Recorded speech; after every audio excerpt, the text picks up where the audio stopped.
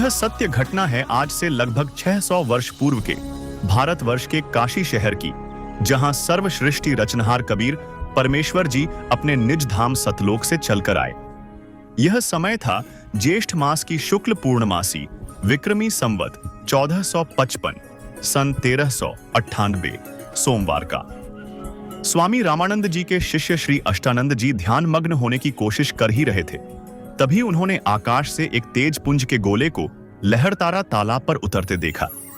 देखते ही देखते वह तेज पुंज तालाब के एक कोने में सिमट गया। तेज पुंज का प्रकाश इतना अधिक था कि अष्टानंद जी की चरम दृष्टि उस प्रकाश को सहन नहीं कर पाई और उनकी आंखें बंद हो गईं। जिस प्रकार सूर्य के अत्यधिक प्रकाश को मानव चरम दृष्टि सहन नहीं कर पाती और आंखें बंद हो जाती है, परंतु आंखें बंद होने पर सूर्य का आकार दिखाई देता है, ठीक उसी प्रकार जब अष्टानंद जी ने आंखें बंद करके खोली तो उन्हें एक बालक का आकार दिखाई दिया। अष्टानंद जी के साथ हुई इस घटना के समाधान के लिए वे अपने गुरुदेव स्वामी रामानंद जी के आश्रम गए। इधर लहरतारा तालाब में सर्वश्रेष्ठी रचनहार कबीर परमेश्वर जी कमल के फूल पर बालक रूप में विराजमान थे। वहीं दूसरी ओर काशी के जुलाहा बस्ती में रहने वाले निसंतान दंपत्ति नीरू और नीमा, जो कि इसी जन्म में पूर्व में ब्राह्मण थे, प्रतिदिन की भांति लहरतारा तालाब में स्नान करने जा रहे थे। नीमा संतान के अभाव में दुखी होते हुए भगवान शंकर को याद करते हुए जा रही थी और भगवान शंकर से संतान प्राप्ति की प्रार्थना कर रही थी। प्रार्थना करते करते नीमा फूट फूट कर रोने लगी। नीरू उसे समझा रहा था कि नीमा, आप संतान के दुख में रो रोकर अपनी आंखें खराब मत करो। अगर हमारे भाग्य में संतान होती तो भगवान हमें पहले ही दे देते। इस प्रकार नीरू नीमा को सांत्वना दे रहा था। कुछ ही देर में दोनों लहरतारा तालाब पर पहुंच गए।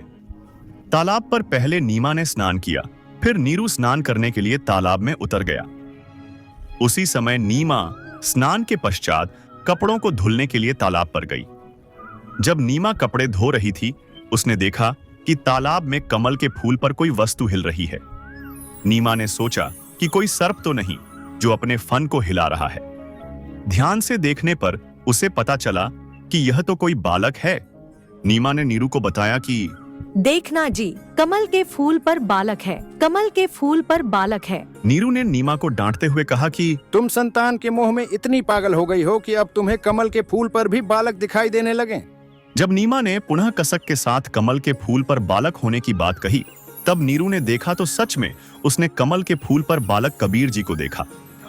नीरू ने फूल समेत बालक को उठाया और नीमा को दे दिया। नीमा कबीर परमेश्वर जी को गोद में लेकर अत्यंत प्रसन्न हुई। नीरू स्नान करने के बाद जब तालाब से बाहर आया तो उसने नीमा को बालक को वहीं छोड़ने को कहा। नीरू ने समझाया कि नगर के लोग उन पर शक करेंगे कि किसका बच्चा चुरा लाए और नगर से भी निकाल देंगे। परंतु नीमा ने नीरू की एक न सुनी। उस दिन पहली बार नीरू ने नीमा को धमकाने के लिए थप्पड़ मारने के लिए हाथ उठाया तो बालक रूपधारी कबीर परमेश्वर ने कहा कि हे नीरू, आप मुझे घर ले चलो, मैं आपके लिए ही आया हूँ, कोई तुमसे कुछ नहीं कहेगा। एक बालक के मुख से ये वचन सुनकर नीरू घबरा गया कि बच्चा कोई देव या सिद्ध या प्रेत है, कहीं ऐसा न हो कि यह मुझे शाप दे दे। इस डर से नीरू कुछ नहीं बोला और आगे आगे चल पड़ा। इस प्रकार नीरू और नीमा परमात्मा कबीर जी को घर ले आए। उसके पश्चात सारा काशी शहर कबीर परमात्मा जी को देखने के लिए उमड़ पड़ा। सारे नगर के महिला व पुरुष कबीर परमात्मा को देखने के लिए नीरू और नीमा के घर आए। इस प्रकार कबीर परमात्मा की परवरिश की लीला नीरू और नीमा के घर हुई। 10 वर्ष की आयु से ही परमात्मा कबीर जी ने ज्ञान में एक से एक विद्वानों के छक्के छुड़ा दिए। कबीर परमात्मा जी ने 120 वर्ष तक इस धरा पर रहकर अपने तत्व ज्ञान का प्रचार किया, जिसमें परमात्मा ने अपनी अनेकों आत्माओं को शरण में लिया तथा उन्हें विभिन्न लाभ प्रदान किए।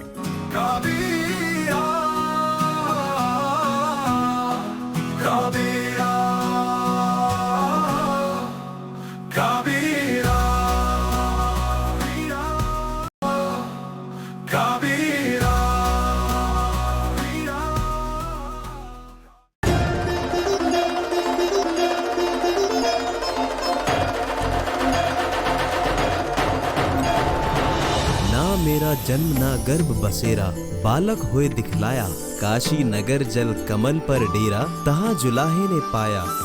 जगत गुरु तत्वदर्शी संत रामपाल जी महाराज जी के सानिध्य में परमेश्वर कबीर जी के प्रकट दिवस पर 9, 10 और 11 जून 2025 को नेपाल सहित भारत के 12 सतलोक आश्रमों में 3 दिवसीय महासमागम का आयोजन किया जा रहा है।